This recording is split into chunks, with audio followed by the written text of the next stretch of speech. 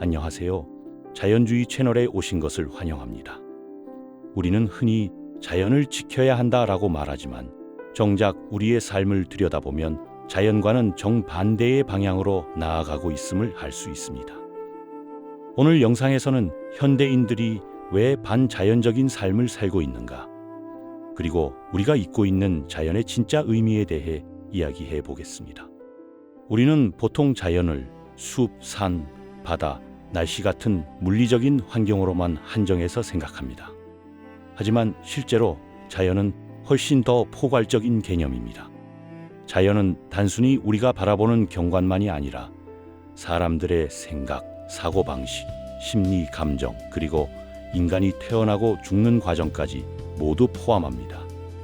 즉, 우리는 거대한 대자연 속에서 살아가는 작은 자연이고, 그 흐름에 맞춰 살아갈 때 비로소 건강하고 균형 잡힌 삶을 살 수 있습니다.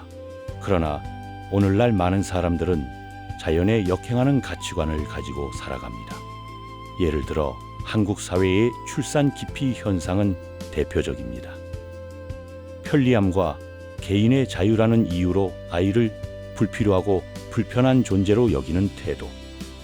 이것은 단순한 사회 현상이 아니라 자연의 본질에 대한 거부라고 볼 수 있습니다.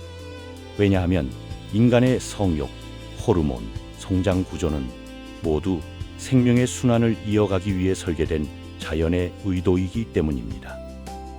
그런데 이를 거부하거나 억누르는 것은 곧 대자연 속 작은 자연인 나 자신을 파괴하는 행위가 되는 것입니다. 그렇다면 우리는 자연의 성격과 의도를 어떻게 이해하고 적용할 수 있을까요? 바로 야생을 통해서입니다. 야생의 모든 생명체는 자극을 통해 성장하고 완성됩니다. 한 그루의 나무가 강한 바람을 맞으며 뿌리를 깊게 내리듯, 어린 사자가 사냥을 배우며 생존 본능을 깨우듯, 자극은 생명을 강하고 지혜롭게 만듭니다. 반대로 무자극이나 저질 자극 혹은 편향된 자극은 생명을 도태시키고 결국 죽음으로 이끕니다. 인간 사회 역시 다르지 않습니다. 비록 우리는 문명이라는 울타리 속에서 살고 있지만 그 본질은 여전히 자연의 범주에 있습니다. 그런데 문제는 현대 사회가 만들어낸 자극은 너무나 불균형하다는 것입니다. 어떤 부분은 과도하게 자극적이고 어떤 부분은 아예 자극이 차단되어 있습니다. 이 불균형이 결국 사람들의 가치관과 사고방식을 왜곡시켰습니다. 기술의 발전, 민주주의, 자본주의는 인류에게 많은 혜택을 주었지만 동시에 자연의 균형을 무너뜨리는 자극의 불균형을 만들어냈습니다. 몇 가지 예를 들어보겠습니다. 첫째, 음식입니다. 인류는 풍요를 얻었지만 자연스러운 배고픔과 포만감의 균형은 깨졌습니다. 가공식품, 폭식, 다이어트는 자극의 왜곡을 보여주는 대표적 예시입니다. 둘째, 관계입니다. SNS와 디지털 기술 덕분에 우리는 전 세계 사람들과 즉시 연결될 수 있습니다. 하지만 정작 내 곁의 사람과 깊은 대화를 나누는 시간은 줄어들었습니다. 좋아요와 댓글이라는 작은 자극은 강력하지만 진짜 공동체와 유대감은 점점 사라지고 있습니다. 셋째, 성입니다.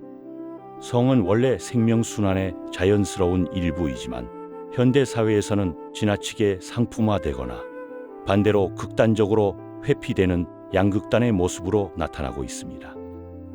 이렇듯 현대 사회는 한쪽으로 치우친 자극을 끊임없이 제공합니다. 그러나 자연은 균형 있는 자극 속에서만 건강을 유지할 수 있습니다. 결국 우리는 스스로 대자연의 리듬에서 벗어나도록 학습된 존재가 된 것입니다. 이제 중요한 질문을 던져봅시다. 나는 지금 자연에 순응하며 살고 있는가?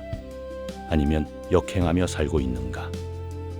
자연은 단순히 외부 환경이 아니라 내 안의 심리와 가치관까지 포함된 거대한 시스템입니다. 우리는 스스로 작은 자연임을 자각하고 대자연의 흐름과 리듬 속에서 조화롭게 살아가려는 노력이 필요합니다. 앞으로 이 채널 자연주의에서는 인간과 자연의 관계, 자연의 원리에 기반한 삶의 방식, 그리고 현대 사회의 문제를 자연의 관점에서 다시 해석하는 방법들을 계속 다룰 예정입니다. 자연은 멀리 있는 게 아닙니다. 바로 우리 안에 있고 우리의 삶 그 자체입니다. 이 사실을 잊지 않고 함께 더 자연스러운 삶을 고민하길 바랍니다. 오늘도 함께 해주셔서 감사합니다. 저는 자연주의였습니다.